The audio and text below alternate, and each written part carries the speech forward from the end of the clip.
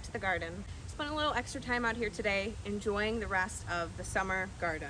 Here in Illinois, this past week was all in the 70s, around 70 degrees Fahrenheit. Next week is planning to be all in the 70s, which means it's prime time to start planting some of our fall cool weather crops. Because I'm working with such a small space, I have to rip out some summer crops in order to do so. We've got about 6 weeks or so left before our first frost here in Garden Zone 7B, which means we have to start planting seeds now to give them enough time to reach maturity. When you want to start planting a fall garden, you really have to look at your first frost date for your area, and you can do that through Google. So Google first frost date, you could do your zip code, you could do your location, whatever works for you, and see what their estimated first frost date is. Sometimes it can be a little bit after that, sometimes it can be a little bit before. So you kind of want to get a head start, do what you can now, and just hope for the best. So before I start ripping some stuff out, I'd like to give you one last summer garden tour, give you a little loop around, show you what I'm working with, and talk to you more about the plans of what I'm going to replace in the garden when I pull some stuff out. So the cucumbers, you can tell, have kind of started showing signs of disease. I pulled off maybe 12 cucumbers yesterday, and the inside's just kind of falling apart too. And I think that's all of them. I got a few that are like babies still trying to come in, but I think I'm pretty much done with the cucumbers this season. And even if they do produce more, it's just kind of like low productivity at this point. That one's kind of sickly. That one would still be good too, but I mean, you could just tell it's starting to putter out. So I think it's time to just pull them out, get something fresh in there, give a little bit more sun to the things underneath, and start planting some stuff for fall. Zinnias are still growing really well. They've started to be taller than me, like way above where you can't even really see the flowers anymore. Cut some of those off. I'm gonna keep these girls going a little longer, but soon I am gonna pull them out just so I can start preparing the soil. I think I'm gonna plant some Brussels sprouts. Maybe one Brussels sprout where these are down there and one on the other side. I've already started the seeds inside. Only one has come up, but it's been like 3 weeks. So we'll see. If I can't get the seeds to start, maybe I'll put something else there, but in the meantime, the flowers are gorgeous. I'm not going to pull them out yet. And then we have the tomatoes. Still getting a lot of tomatoes in here. The tomato tunnel back here was a success. I have tomatoes on the other side of the fence ripening. I will take you back there to show you that. So the tomatoes, on the other hand, I'm keeping. They have no signs of sickness, knock on wood. They're still producing tomatoes and they're still ripening really well. If this year is anything like last year, I will still have tomatoes into October. So I'm gonna keep that going and not do anything with these plants. Yeah, look at that. Plenty of colorful tomatoes that probably need to be harvested today. And then some orange ones back there in the tunnel. Let me take you around the fence. Right, the tomato fence. Looks like a whole nother plant in itself, huh? It's crazy. And this is just 2 of the cherry tomatoes. The Cherokee Purple, the big ones, didn't make it over the fence like this. They obviously got way too heavy and couldn't manage, but whoa. Check that out.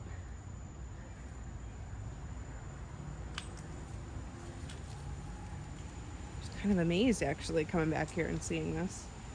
So many more coming. And I mean, at this point, it's pretty close to the ground. So I'm gonna let them do their thing. I don't want to rip these out. I have no need to. It's a cool little science experiment. And frankly, I just think it's pretty gorgeous, pretty cool. They did start to go up over those wires up there, so I had to get up there on a chair about 2 weeks ago and either trim them or pull them under. So that helped a whole lot. But wow, that crazy. All right, so coming back in, what else we're working with? Strawberries are still doing well. I'll keep these until they really stop producing, and then when it gets really cold, you cut them back to the soil, put them somewhere dark, maybe like a basement, a garage, somewhere where they won't get light, and they will actually come back next year. So strawberries are looking good. I'm going to keep those going. Berries are the same, just going to keep them here. They're not producing anymore, but we don't need it. They will survive the winter. Watermelons. Ooh, look at her. Still going really, really well. They took off after the cucumbers, so I was not expecting them to get sick as much as I was the cucumbers. Oh, hello.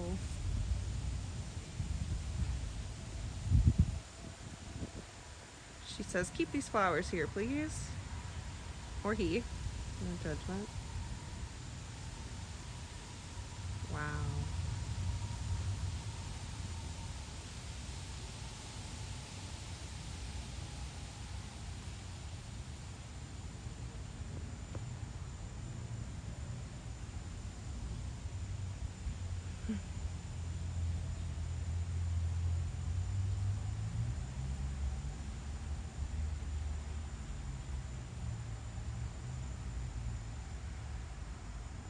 we can get back to business. So watermelons, yeah. So I have no plans on taking these out, keeping those. Chamomile, they've been dying out a bit. I haven't been harvesting them. I'm gonna pull them out, about time. Rosemary on both sides I'm keeping. I'm gonna see if I can keep it through the winter. And lavender, got like maybe 2 flowers out of them. They just didn't get enough sun. The other stuff kind of took over. So pulling out the lavender on both sides as well. Let's take a look inside where the watermelons are. Got one down here. This guy, huge. Really, really heavy. I'm not holding this one up with any hope. The plant is doing all the work on this. Geez, I would say, I'm gonna weigh that when it comes off. I would say definitely between 5 to 10 pounds actually. Gorgeous color. Got another one in here that I do have hanging on some pantyhose. The thing is, I'm really struggling figuring out when to harvest them. I harvested the first one a couple weeks ago, and when I cut it open it was pink, but I could tell that it wasn't really fully ripe, so it didn't really have much flavor going on. This one is so tiny, and I don't think it's getting bigger. I think it's gonna ripen that tiny, which is fine. It's whatever. So we still got some watermelons coming in, so I'm gonna keep those going until those die out. And my Poblano Pepper. This guy is going all the way up to the very tippy top up here. Had to pull the cucumber off of it. So yeah, that pepper is as tall as me. I can just reach it. So this is very tall and super stretched out and leggy because it's not getting enough sun with this trellis. So I am going to keep this. Hopefully can get some peppers even when I pull out all the other stuff. And if I don't, then I'll rip that out too. But it's taking up such minimal space. I don't really mind it. Tomatoes.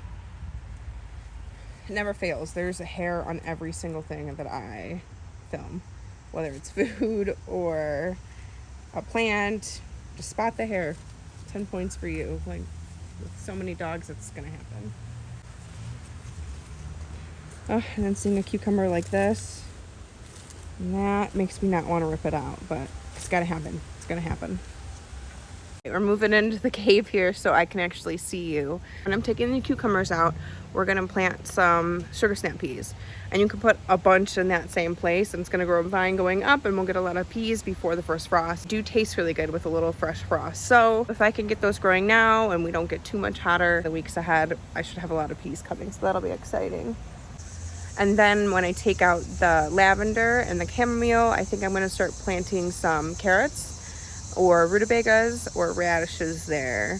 It might be a little too early because it might still get a little warmer. We're only midway through August, but it's been in the 70s this week, and I think it's looking like the 70s next week. So if we don't start getting back in the 80s and 90s, it'll be the perfect time to plant them. Also give me a good time to test out my carrot planting skills because the seeds are so small.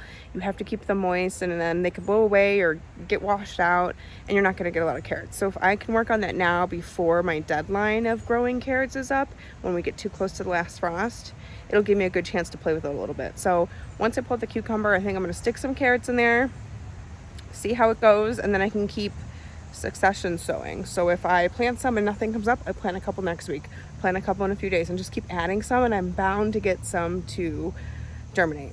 That's what I'm thinking. All right, so it looks like it's time to start removing some of these plants. I'm gonna start with the cucumbers first. I gotta admit, it's really hard to see them go. I kind of don't wanna do this. You know, dreaming up a garden in the winter, in the spring, and seeing it come to life, it brings you so much joy.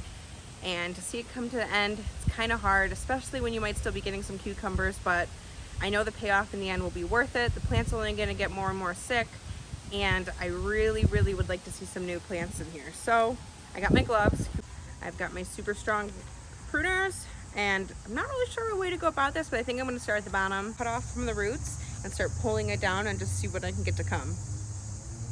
Let's just jump in. All right, can't believe I'm doing this, but we're doing it. We're gonna get down here. You know, I guess once you make the first cut, the whole plant's dead, so kind of gotta go from there. Here we go. Man, 2 nice big root system stems here make this entire plant function. That's crazy to think about. All right, they're cut. Let's start pulling it down. Now I kind of want to make sure it's not holding on to my watermelon in any capacity here, because I don't want that to fall down. Ooh, and they're so crinkly, man, they're just coming anyways. There we go. You were beautiful, cucumber. Thank you for the work you did and the cucumbers you gave me. Until next year. I gotta admit, it kind of feels good too.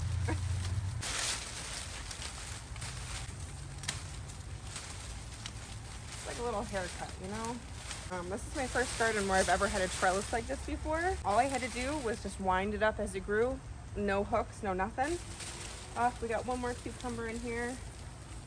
That looks like a good size. I'll just snip it here. Thought I got all of them yesterday, but that's a pretty good one. One last lonely cucumber. Can't believe that all of this is from 2 seeds. Just two. It's pretty amazing. Definitely gonna have to get a chair for this stuff. That is one root system of the plant. So just this tiny little root system made that whole trellis survive. That's crazy. Good work, little guy. Look at that. Gotta say, it's really weird seeing the empty trellis. It's been so long. I mean, some of these things are seeing light that haven't seen light in a long, long time. And then I kind of reworked the watermelon back over. We'll let it do what it wants. But it was pretty good friends with the cucumber. And for reference, this is the space, 6 inches across or so, that I was working with the 2 cucumbers. Put one here, one there, and that was the only root space they needed. So if you're thinking about doing a trellis or cucumbers in the future, you could do it anywhere in your yard. You don't need a garden bed. Get a trellis, stick 2 in. You have gorgeous trellising cucumbers in no time. I really thought that was going to be harder than it was, but once I got started, it felt really good to rip it out, and now I'm like excited to see more space in here. Next, we're going to take out the lavender and the chamomile. All right, I love lavender, but it's not going to bloom anymore. Oh, it just feels so soft. It still smells so good, but it's time. I got to do it. Whew. All right. All right, chamomile. Let's go ahead and harvest some of those before I pull it out. Let those dry out, put them in my jar of dried chamomile, and have them for tea in the winter.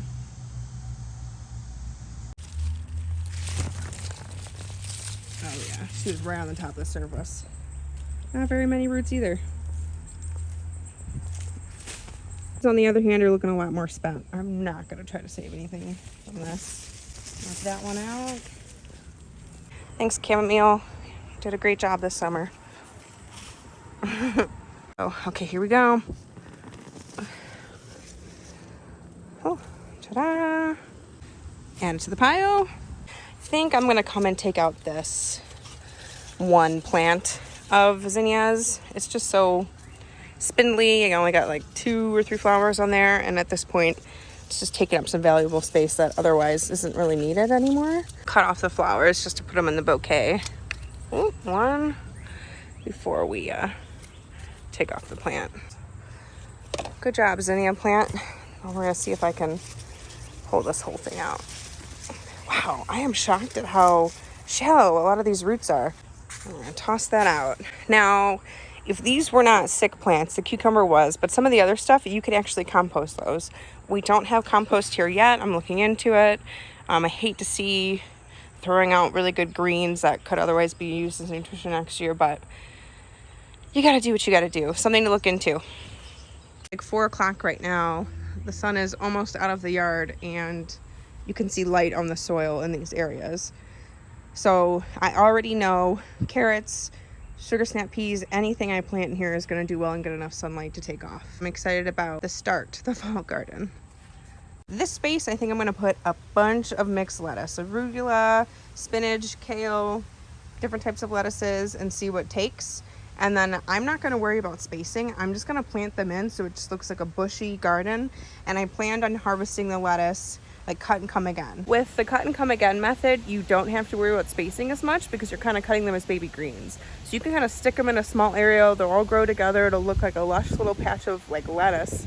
And you just cut what you want and then they'll keep growing and producing more. If you cut them when they're small, they don't have to reach maturity. You don't want a whole head of lettuce.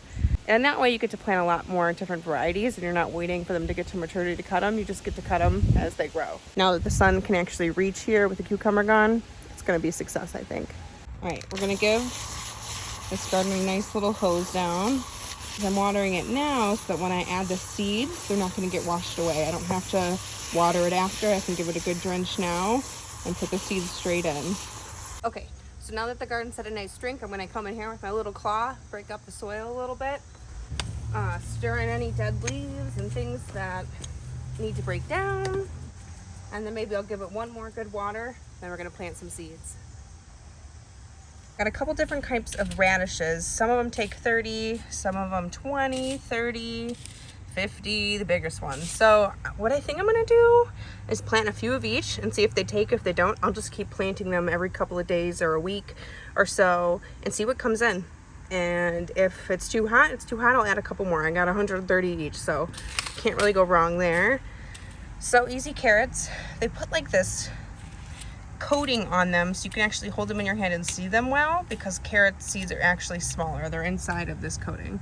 So we're gonna try some rainbow carrots, a mesclun mix, arugula. I grew one of these inside of my arrow garden inside and I loved them. They only got to a certain size, but oh, it was awesome. So I'm definitely excited to try those. And we got some bronze mignonette. I'm not really sure how to say that if I'm saying it right, but I'm excited about that as well. I'm gonna go ahead and just poke some holes in here. Kind of gauge how far I want the lettuce to be. Like I said, I'm doing it way closer than you would want to traditionally. Guy coming out to say hi. It's a big guy. So it might be a little adventurous putting them as close together as this, but I think it seems like a good spot to where once they start to bush out, they'll be holding each other up, and I can get in there to cut some stuff up. I think that's a good start. Let's drop some seeds in there. Some arugula seeds. Look how tiny those are. You can barely see them. I'm just gonna stick them in.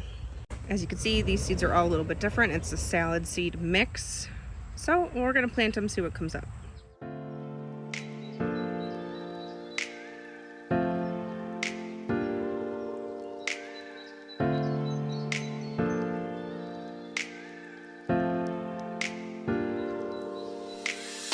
Now with seeds this small, don't hesitate to plant 2 or 3 per little hole because you just never know what's going to germinate. You can always pluck them, you know, if you do end up getting more, or keep them. It's your garden, your world. These were from, I think, last year or 2 years ago, so we'll see if they should still be viable, but yeah, they were packed in 2020. So they're a pea, exactly what you think a seed would look like for peas. I'm just gonna drop them in, cover it up. You don't have to really plant 2 per hole here because, I don't know, peas just, they're big enough, they don't get washed away. And you can easily fill them back in another time. Pretty cool, huh? I'll stick that one.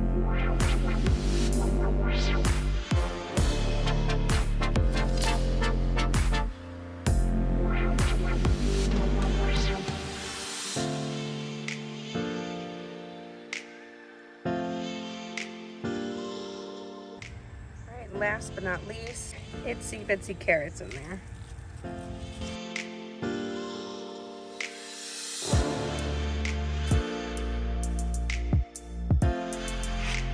Nice soaker, nothing too hard. Just want to make sure those seeds swell up enough to burst.